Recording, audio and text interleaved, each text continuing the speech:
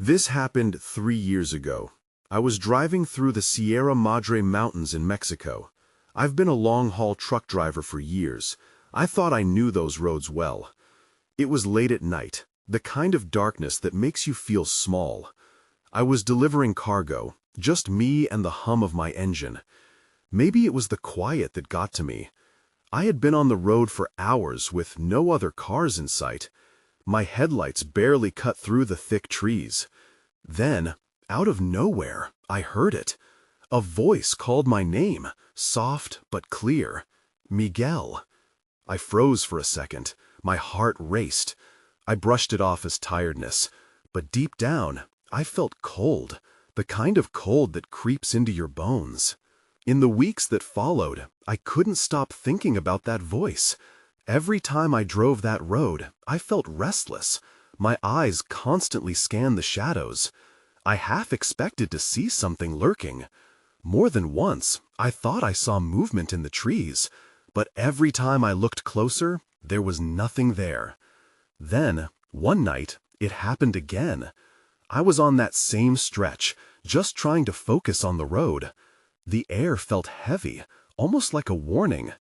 I turned on the radio to drown out the silence, but all I got was static. I gripped the wheel tighter.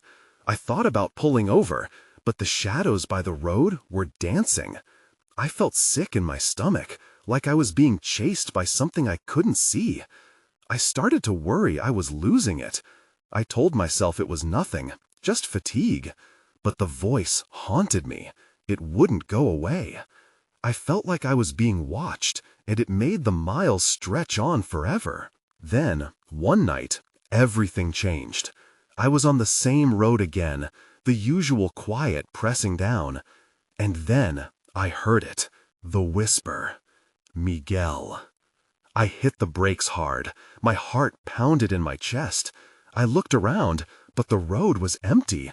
The shadows seemed to thicken, closing in on me. I took a breath, trying to calm down, but the cold washed over me again. I sat there, shaking, feeling the weight of the dark. I didn't know what to do. Did I imagine the voice? Was I crazy? Or was something warning me? I couldn't shake the feeling that I was not alone. As I sat there, a figure flickered near the edge of my headlights. I blinked, and it was gone. I couldn't tell if it was just my eyes playing tricks, or if something was out there. But I felt it. Whatever it was, it wanted me to know it was watching. I drove away that night with my heart racing. I never found answers. I just kept hearing that voice in my dreams. Miguel. I still drive those roads, but I can't shake the feeling that the darkness holds secrets I may never understand. The days turned into weeks, and I tried to push it all aside. I focused on my deliveries, but the mountains never felt the same. Every trip was filled with dread. I thought about switching routes, doing anything to avoid that road, but that voice always dragged me back. One night, I found myself on the Sierra Madre again. I told myself I was just being silly, that I was being drawn to the dark. The air felt thick in the truck, almost electric. I flicked my headlights to high beam, cutting through the dark like a knife. Then it came again. Miguel. This time it was different. It felt urgent, almost pleading. I could almost see the shape in the shadows. My pulse quickened. The fear I had felt all these weeks clenched my throat. I parked on the side, heart racing. Maybe I should confront it. Maybe the voice needed something. I opened the door and stepped into the cool night air. The silence wrapped around me, but the darkness felt alive. I listened, hoping for clues, for something to make sense of it all. Just as I was about to turn back, something caught my eye. By the trees, a flash of color, a small piece of fabric. Curious, I stepped closer, my breath quickening. I knelt to examine it. It was a scarf, bright red, tangled around a branch. My mind raced. Had someone been here? The moment I picked it up, a chill shot up my spine. It felt wrong, like it was meant for someone else. That's when I noticed a trail leading deeper into the woods. The hairs on the back of my neck stood up. I felt a pull, as if the fabric was urging me to follow. I hesitated. My instincts screamed to leave, but curiosity got the better of me.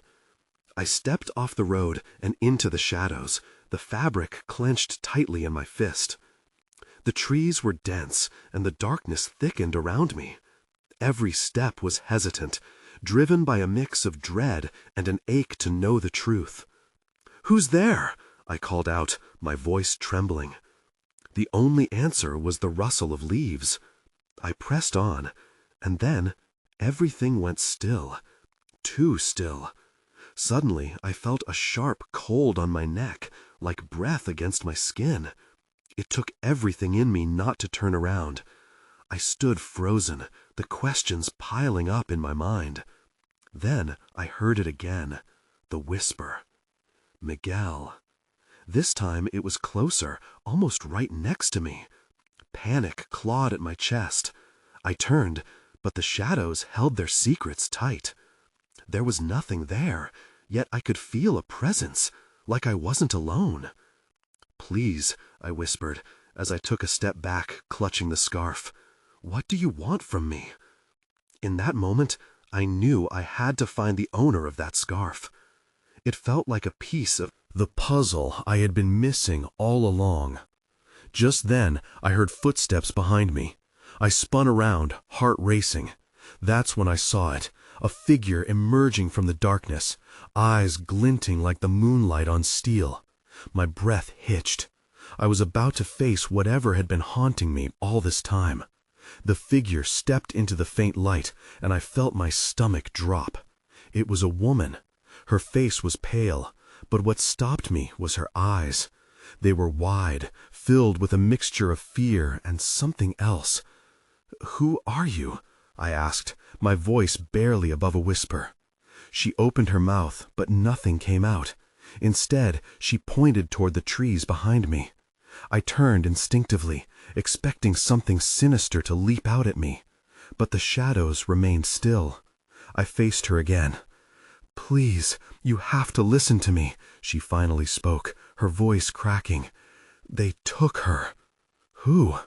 "The girl, the one who lost the scarf." Her hand trembled as she pointed at the fabric in my fist.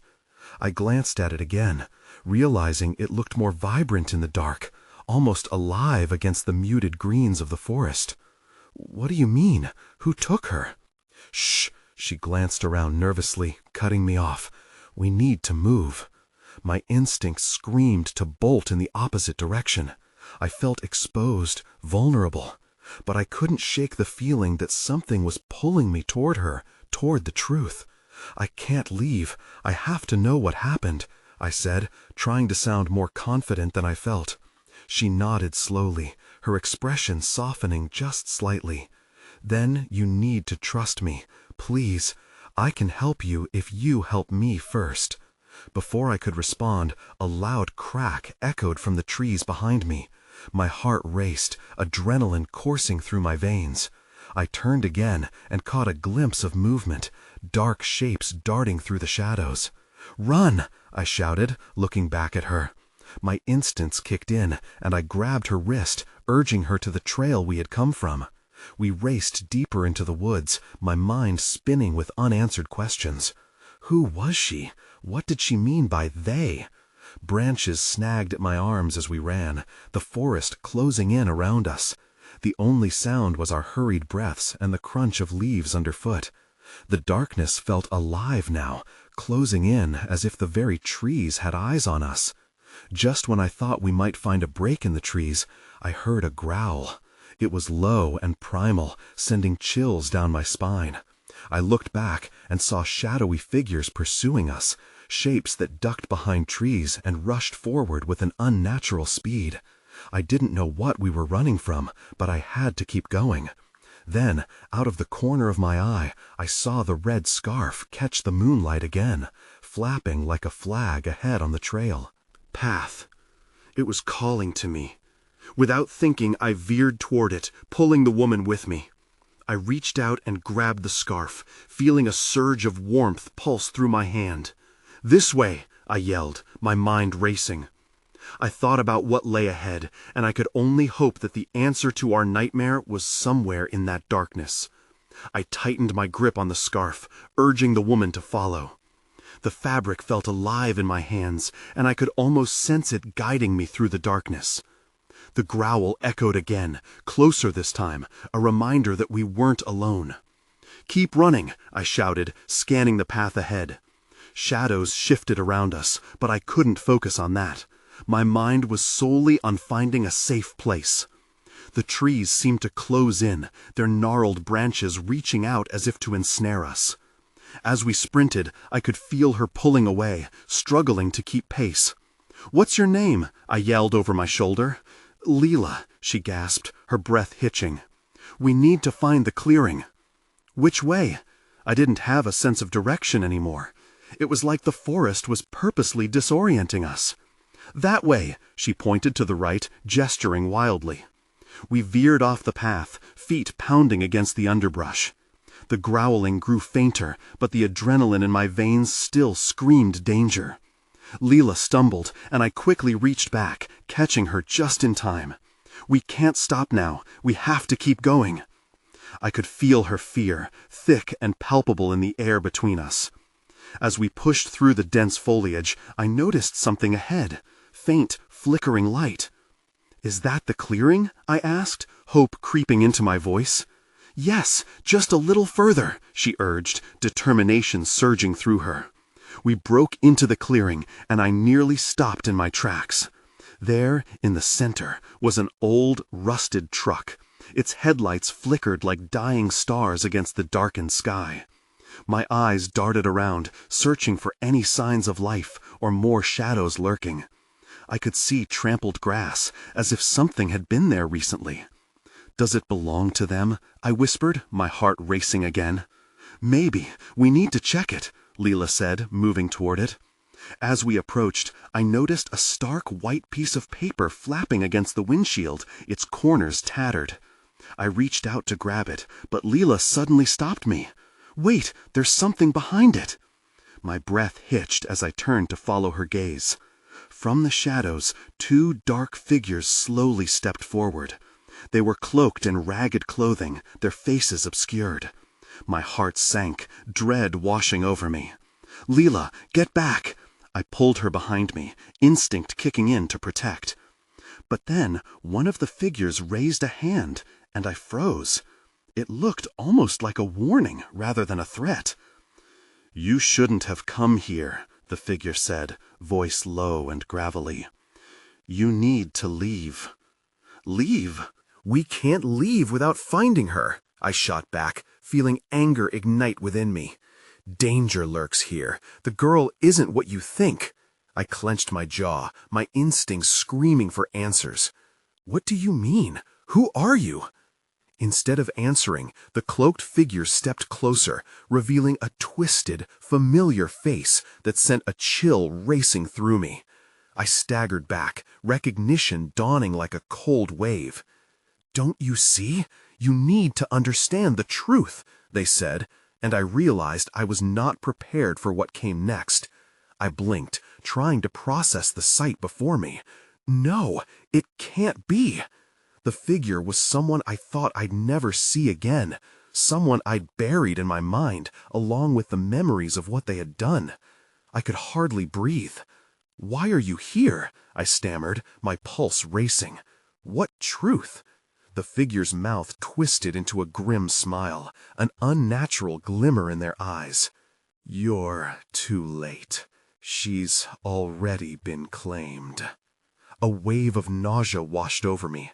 I glanced at Leela, who was peering over my shoulder, her eyes wide with fear. "We need to go," she whispered, trembling. "Listen to her," the second figure said, voice low and dripping with malice. "You have no idea what you're dealing with. This place is not for the living." I wanted to argue, to demand answers, but the urgency in Leela's voice pulled me back. "What do you know about her?" I asked, desperation creeping into my tone. More than you ever will, the first figure replied, stepping forward. The light from the truck illuminated their features, and I felt sick all over again. This wasn't just a stranger from my past. It was someone who had played a key role in a past I had tried to leave behind. "You can't take her!" I shouted, instinctively protecting Leela. But the figures didn't advance. Instead, they exchanged a knowing glance, and I braced myself for whatever was next. "Time's running out," the second figure finally said. "You need to act before it's too late." Before I could respond, something stirred in the shadows behind the cloaked figures, and I could feel the hairs on my neck stand up. From deep within the trees, a low growl echoed, and suddenly I understood. We weren't just dealing with human dangers today. Something far more sinister was hunting us. Leela grabbed my arm, pulling me back toward the truck. "What do we do?" she asked, her voice trembling. "Listen to her," the second figure said, voice low and dripping with malice. "You have no idea what you're dealing with. This place is not for the living." I wanted to argue, to demand answers, but the urgency in Leela's voice pulled me back. "What do you know about her?" I asked, desperation creeping into my tone. "More than you ever will," the first figure replied, stepping forward. The light from the truck illuminated their features, and I felt sick all over again. This wasn't just a stranger from my past. It was someone who had played a key role in a past I had tried to leave behind. "You can't take her!" I shouted, instinctively protecting Leela. But the figures didn't advance. Instead, they exchanged a knowing glance, and I braced myself for whatever was next. "Time's running out," the second figure finally said. "You need to act before it's too late." Before I could respond, something stirred in the shadows behind the cloaked figures, and I could feel the hairs on my neck stand up. From deep within the trees, a low growl echoed, and suddenly I understood. We weren't just dealing with human dangers today. Something far more sinister was hunting us. Leela grabbed my arm, pulling me back toward the truck. "What do we do?" she asked, her voice trembling. "Get inside, now," I replied, heart thudding. The truck's door creaked as I swung it open, and we hurried inside, slamming the door shut. I glanced back at the clearing, searching for the shadowy figures, but they melted back into the darkness. "What just happened?" Leela's voice shook as she fastened her seatbelt. "I think they were trying to warn us," I said, my mind racing with confusion. "But why? And what's happening to her?" "That," Leela said softly, nodding at the paper on the dashboard, might have something to do with it. I grabbed the paper, heart hammering as I unfolded it. It was a map, crudely drawn with several markings. One stood out, a circle with a jagged edge, labeled the heart of the forest. "Why do I get the feeling that's where we need to go?" Leela asked, her eyes flicking toward the trees surrounding us. "Because we have to." Gathering my resolve, I looked outside. The growling was louder now, more urgent. "We have no choice. If we don't figure this out, we might lose her for good." Just as I made the decision to start the truck, the headlights flickered out, plunging us into darkness. The growl erupted, and suddenly we weren't alone. The growling stopped. An eerie silence enveloped us, broken only by the pounding of my heart. I turned the key, hoping the engine would roar back to life. Nothing. The dashboard lights flickered, struggled, then fell dark. I cursed under my breath. "What's happening?" Leela's voice trembled in the stillness. I could feel her panic rising like a tidal wave. "Just give me a second." I tried again to start the engine. Nothing. I glanced outside and felt the weight of the darkness pressing against the truck. Fear seeped into my bones. "It's the figures, isn't it?" Leela whispered, her eyes wide, reflecting the last dim glow of the dashboard. "They did this." "I don't know," I admitted. I cast a worried glance around, straining to see the shadows lurking beyond. "I just know we can't stay here." A rustle from the forest made us jump. My breath caught in my throat as I glimpsed movement, a dark shape shifting just beyond the truck's frame. "We need to get out of here," I said, my voice low. I opened the door slowly, trying to avoid making noise. "Stay close," I warned Leela as we stepped out, the cold air hitting us like ice. We both squinted into the depths of the trees, searching for what lurked there. The growl returned, closer this time, sending chills down my spine. "What are we going to do?" Leela's voice quivered. "Follow the map," I said, taking a deep breath. I pointed at the direction marked with a jagged edge. "It's our only chance." We moved quickly but quietly, stepping away from the truck, our feet crunching on the dry leaves. The shadows seemed to curl around us, alive and waiting. The growl followed, echoing through the trees. My instincts screamed to run, but Leela's presence grounded me. She needed me. "Do you think they really want her?" I asked, not really expecting an answer. But Leela glanced up at me, fear flickering in her eyes. "I don't know," she whispered, "but we can't let them." We pressed deeper into the forest, adrenaline sharpening my senses. Every sound felt amplified. Twigs snapped underfoot. The growl morphed into low laughter, taunting us from the shadows. Then we stumbled upon a small clearing. The moonlight broke through the trees, illuminating a circle of stones resembling ancient ruins. My heart raced. It felt like we had walked straight into a scene from one of those old scary movies. "Look," I pointed at the center. A small, dark object pulsed faintly with a light that seemed to be breathing. What was it? I took a hesitant step toward it. Suddenly, a voice echoed through the clearing, familiar yet distorted. "You shouldn't have come here." My blood ran cold. It was a voice I hadn't heard in years, a voice that stirred up old pain and memories I thought I had buried. "Who are you?" I shouted, my voice shaking. The pulsing light flickered faster, answering the question I was most afraid to ask. The shadows shifted, revealing a figure clothed in darkness, eyes glimmering. "The heart of the forest beckons," the figure said, its voice wrapping around us. "And you've brought her to us." "We're not afraid of you," Lila yelled. But even I could hear the tremor in her voice. I took a step back, realizing we had come to a point of no return.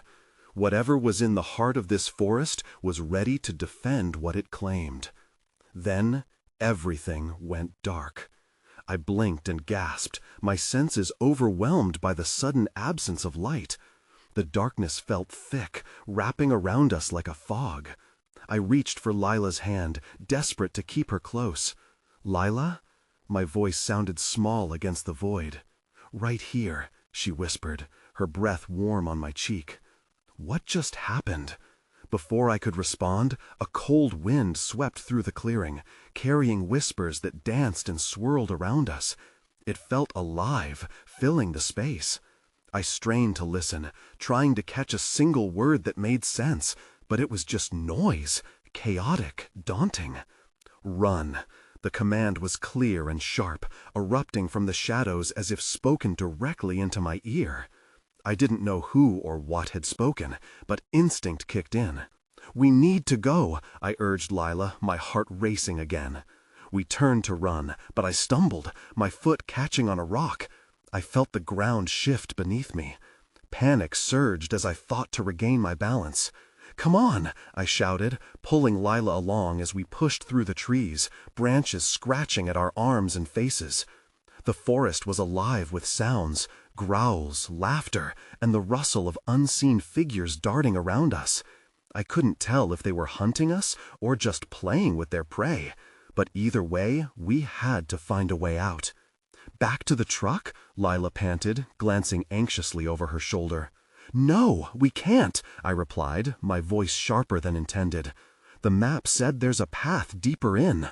We need to find it." I focused on the jagged line illustrated in my mind, hoping it would lead us to safety. A branch snapped behind us, and Lila shrieked, her grip tightening on my arm. I glanced back, finding shadows coalescing and forming indistinct figures emerging from within the trees. Their eyes glimmered like fireflies, hungry and cold. "Keep moving!" I shouted, forcing my legs to push faster. Suddenly, the ground dropped away beneath our feet, and we tumbled down a small slope, landing hard in a patch of damp earth. Gasping, I scrambled to my feet and helped Leela up, brushing the leaves and dirt from her arms. "Are you okay?" I asked, taking a moment to scan our surroundings. "Yeah, I think," she said, but her eyes betrayed her fear. I didn't have time to reassure her. We had to find that path. Then something caught my eye beneath the trees, a flash of silver just a few feet away. "Look," I said, pointing, "there's something over there." As we approached, the silver object became clearer. It looked like a small mirror. I hesitated, feeling a pull towards it that I couldn't explain. "What is it?" Leela asked, her voice filled with uncertainty. I knelt down to pick it up, and the moment my fingers touched the surface, the air around us chilled. The whispers grew louder, swirling around me like a storm. An image flashed in the glass, a face I recognized. "Wait, that looks like—" Before I could finish, a sharp howl echoed through the trees, shattering the moment. I dropped the mirror, my heart racing. Whatever was out there sensed our vulnerability. I could feel it closing in.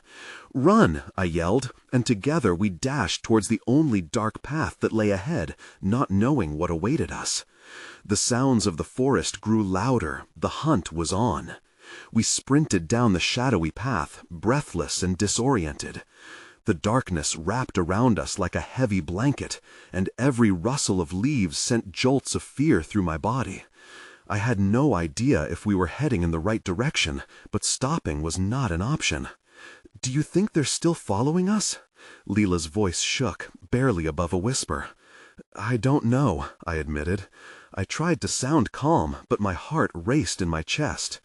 The ground felt uneven, roots and rocks threatening to trip us with every step. My mind was a whirlwind of thoughts. Should I glance back? Should we go left or right? I wished desperately for a flashlight or even a hint of moonlight to guide us. As we rounded a bend, the faint sound of rushing water reached my ears. "Do you hear that?" I asked, hoping it was a sign we were closer to safety. "Yes," Leela exclaimed, her expression lighting up for just a moment. "That could be a stream. Maybe there's a way out." I pressed on, driven by the possibility of escape. The babbling grew louder, but it was accompanied by a chilling howl that sliced through the night like a blade. My stomach dropped, and the hairs on the back of my neck stood tall. "Keep going," I shouted, pushing Leela ahead of me. Just then, I caught a glimpse of something darting between the trees. Too quick to see clearly, but I felt its presence like an invisible weight on my chest. Unseen predators were closing in. We stumbled upon the edge of a small ravine, the water glistening below. It looked too deep to jump, and the rocks were jagged and treacherous. I glanced back into the darkness, my heart pounding as dread crept in. "Why isn't it stopping?" Lila hissed, fear flooding her voice. "Why won't it just leave us alone?" "I don't know," I replied tersely, my thoughts racing. "But we can't let it catch us. We need to keep moving." I spotted a tangle of branches overhead, forming a natural bridge across the ravine. "We can climb over." "Are you sure?" Lila's voice quivered. "What if it breaks?" "It's our only chance." I grabbed her hand, and together we scrambled up the side of the ravine. I felt the branches shift beneath our weight, the risk sending adrenaline shooting through my veins. With one last push, I reached the top and pulled Lila up beside me, just as the howl echoed again, closer this time. We had to keep going. The path became rougher, undergrowth grasping at our clothes as we pushed deeper into the forest. I couldn't shake the feeling of being watched, my instincts screaming at me to look behind. But I bit my lip and forced myself onward. Suddenly, we burst into a clearing, bathed in an eerie light, illuminating a stone altar in the center. The atmosphere shifted, and I felt an overwhelming sense of dread. The altar was engraved with strange symbols, each one pulsating with a subtle glow. I resisted the urge to approach it. "What is this place?" "I don't know," Lila replied, and I could hear the tremor in her voice. It was a moment of uncertainty, a pause filled with dread that seemed to stretch out forever. Then I spotted it, something moving on the other side of the altar. I squinted, heart racing, as the shadows converged, and what looked like a figure began to emerge. "Lila," I warned, grabbing her arm, "we need to hide, now." Before I could search for a place to go, the figure fully stepped into the light, and my breath caught in my throat. It was wearing a hood, but the face beneath was glaring at us with hungry eyes. Everything went still, the forest silent as we waited for what would come next. I held my breath, feelings of panic and dread curling tighter in my chest as the figure took a step closer. Shadows danced around it, as if eager to obey its command. I couldn't see its face clearly, but the glint of malicious intent was unmistakable in its eyes. "Do you think it saw us?" Lila whispered, her body trembling next to mine. "I don't know," I replied, my voice barely more than a whisper. My mind raced. There were no weapons to defend ourselves. There were no hiding places. We were trapped between the altar and the hooded figure. The figure raised an arm, and I thought I could see its fingers extend, curling like claws. The symbols on the altar seemed to flicker with intensity, casting eerie shapes on the ground around us. I wanted to look away, but something held my gaze. A cold realization washed over me. Whatever this was, it was connected to the altar. Then, without warning, the figure lunged at us. Instinct kicked in, and I pushed Lila aside, grabbing her wrist and yanking her into the dense brush beside the clearing. We fell to the ground, the underbrush scratching at our skin. The figure landed hard where we had just been standing, the impact sending a shockwave through the air. I held my breath, praying it wouldn't find us. We tried to stay quiet as we lay flat against the ground, the muted thumping of our hearts matching the distant howl that once more echoed through the forest. Just when I thought we were safe, I heard a low growl, almost like a growl from an animal rising from the figure. It seemed to be looking for us now. "We need to move," Lila whispered curgently, her eyes wide with fear. I nodded, pushing myself up carefully. The figure was still distracted, its attention lingering on the spot we had just left. "Follow my lead," I instructed, and we crawled quietly along the edge of the clearing, dodging tangled roots and dry leaves. As we reached the other side, I tried to gauge the distance to the forest beyond the clearing. That was our only way out. But just as we began to inch toward the trees, I heard a crunch behind us. The figure had shifted, and I could see it scanning the area, its eyes filled with an unsettling hunger. "We have to go, now!" I exclaimed, adrenaline coursing through my veins. We bolted for the trees, my heart racing. I felt like a hunted animal, every instinct screaming at me to run faster. As we dove into the cover of the trees, I risked a glance back. The figure was moving toward us with impossible speed. Panic surged, and I sprinted deeper into the forest, hoping against hope that we could lose it in the tangled undergrowth. But then the chilling howl cut through the darkness again, louder this time, and it sent chills down my spine. I turned to Lila. "What was that?" "I don't know," she said, her voice quaking. Just then, something glinting on the ground caught my eye. A small, shiny object half buried in the leaves. I bent down quickly to grab it, but when I stood up, I was met with a terrifying sight.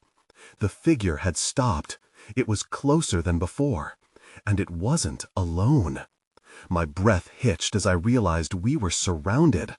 The shadows shifted, revealing more figures, each. My heart raced as panic coursed through me. "We have to fight. We can't let them take us," I shouted to Lila, clenching the shiny object, a small flashlight I'd picked up moments before. "Fight? Are you crazy?" Lila's voice quivered, the fear evident in her eyes. "They look different, not like us. But where were the words of reason in that moment? All I could see were the hungry eyes glaring at us from deep within the darkness. I turned the flashlight on, flooding the area with harsh light, momentarily blinding the creatures surrounding us. For a heartbeat, I saw their true forms, twisted, skeletal, almost humanoid, but undeniably wrong. I gulped, feeling hope flicker in my chest. "This way!" I yelled, pulling Lila as I bolted in a different direction, the light cutting through the darkness. The figures hissed, recoiling from the brightness. "We need to reach the edge of the forest," I urged, focusing solely on escape. As we dashed through the trees, I willed my legs to carry us farther away from whatever they were. But as we twisted through thickets and roots, I could hear them regrouping, their growls mingling with whispers that crawled under my skin. "They're coming!" Lila shouted, glancing back at the growing disarray of shadows. A sense of urgency gripped me, and I pushed forward, desperate to find a way out. "There, up ahead!" I pointed toward a break in the trees, a faint glimmer of moonlight spilling through. As we ran, I shifted the flashlight to my side, illuminating a rough path ahead. "Just a bit more," I urged, trying to sound reassuring. Sweat dripped down my forehead as we neared the clearing.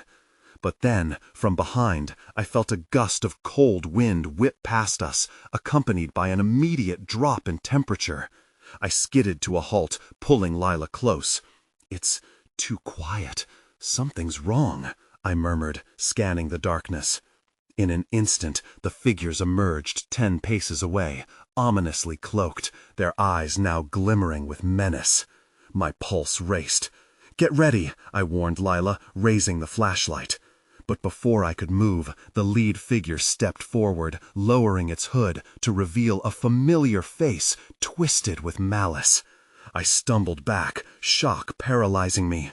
It was someone I hadn't seen in years, relatives I thought had moved on, people I believed I had left behind. "Why are you here?" it rasped, voice serrated with shadows. "You shouldn't have returned." "Let her go!" I shouted, my voice unwavering despite the storm of confusion. Lila clutched my arm, her breathing ragged. "Who are they?" she asked, looking terrified and bewildered. I felt a knot tighten in my chest. Were they actually lost souls, or something created from nightmares?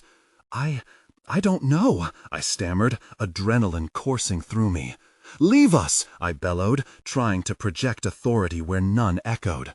The air thickened with tension, my flesh prickling as I faced the thing in front of me.